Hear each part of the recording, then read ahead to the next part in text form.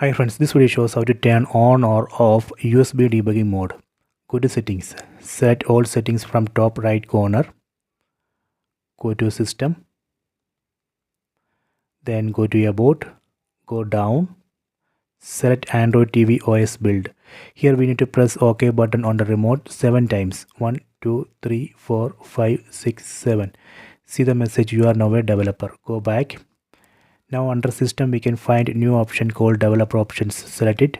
These are a list of developer options. From this list let me select USB debugging. See, I am going to enable USB debugging. Select USB debugging, select OK, done. See, this way we can enable USB debugging. If you want to disable, you can disable here. Go to top.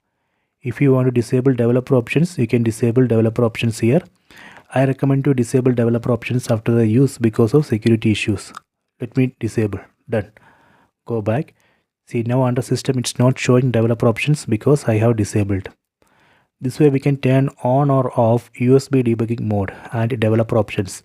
Please try this. I hope you have enjoyed this video. Please subscribe this channel. Please like and share the video.